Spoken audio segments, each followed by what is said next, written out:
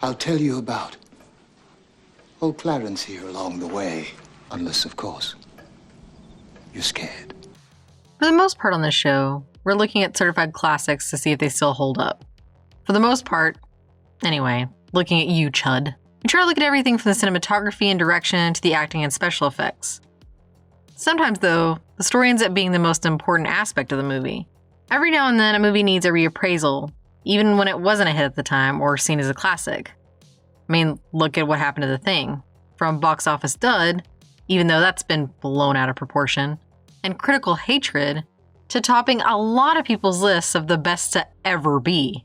Spoiler alert, today's movie not only stands the test of time, but at parts is far more prescient today than it was when it was released, nearly 30 years ago. Sit back and try to relax as we tell you some Tales from the Hood. Oh no. You're going to want to hear about this one. It's a classic case.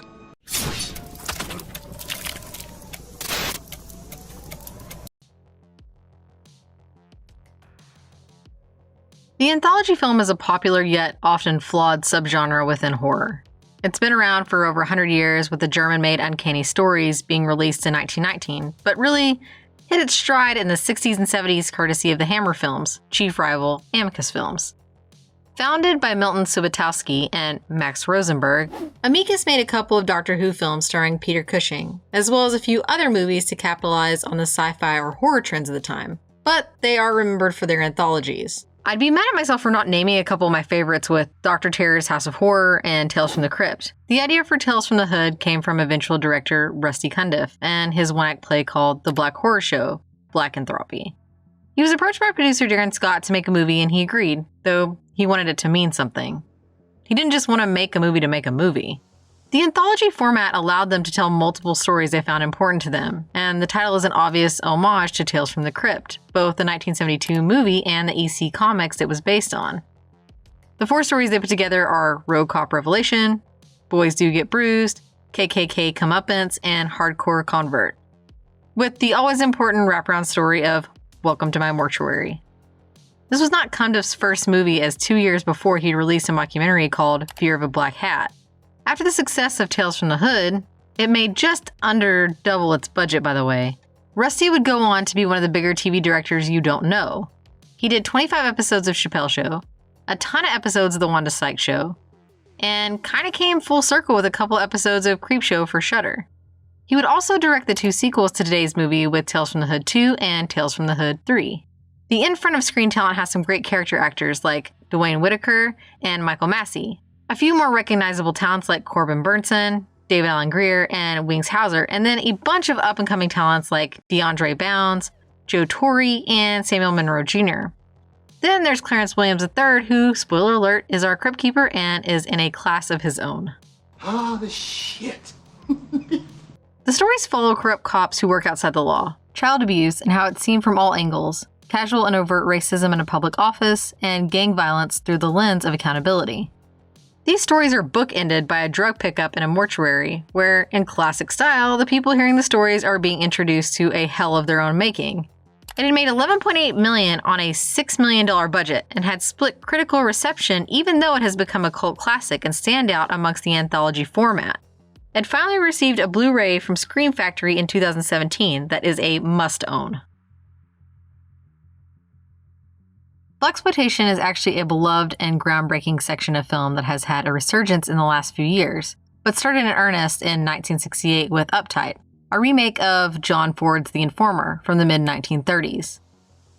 The 70s is when it hit its stride with things like Sweetback's Badass Song, Shaft, and Blackula.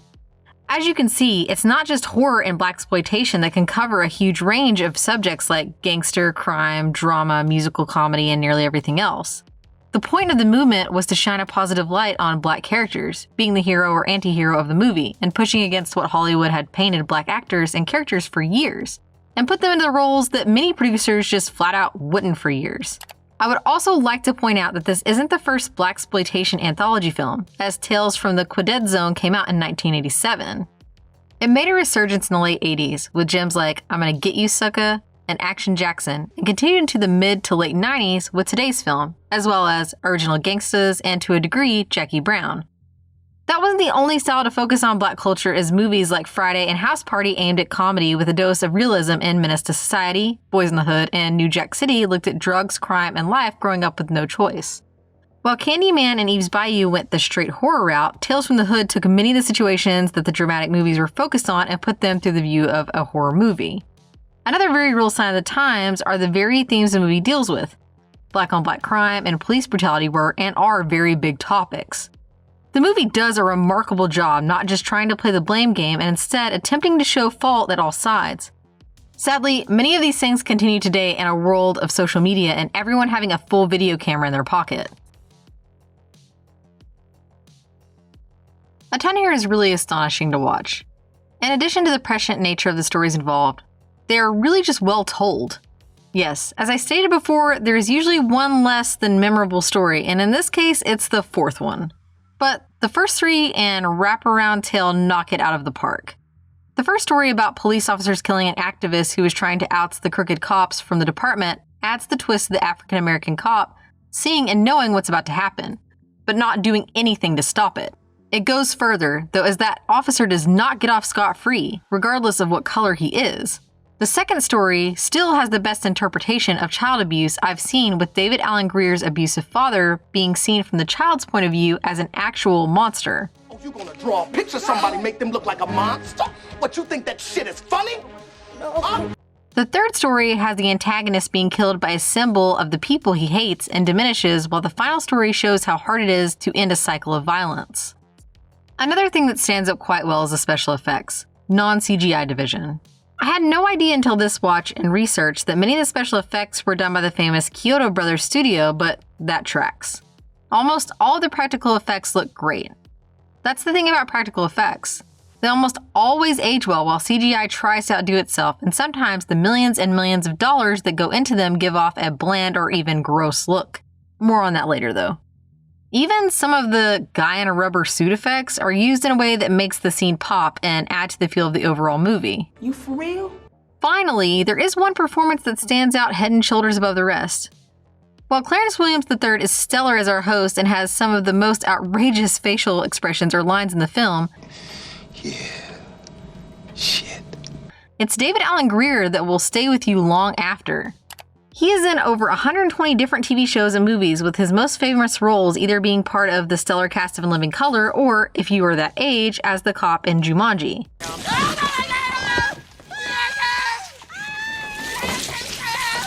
He's done a lot of comedy, a few action films, and dramas, but only one horror film, and boy, are we worse off because of that.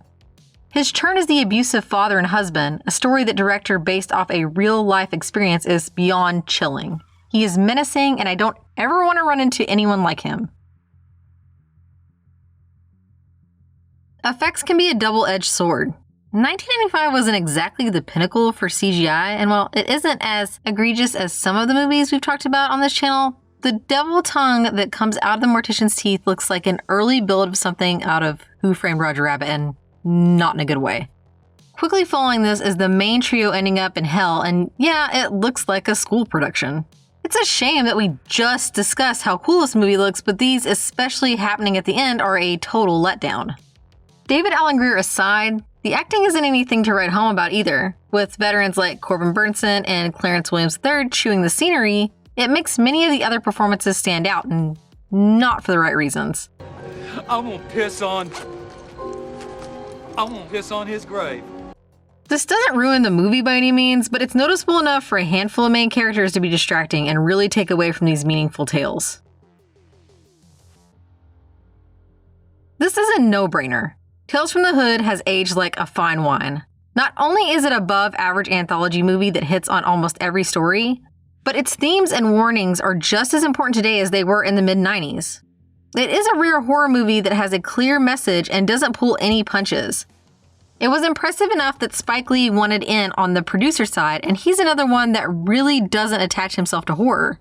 The fun homages like the Doctor in the fourth story being named Cushing, as in Peter, one of the kings of the Amicus anthologies, or the dolls being cousins to the Zuni fetish doll from Trilogy of Terror, add charm while paying respects to the films that inspired it.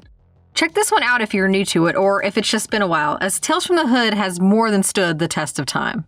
Welcome to hell!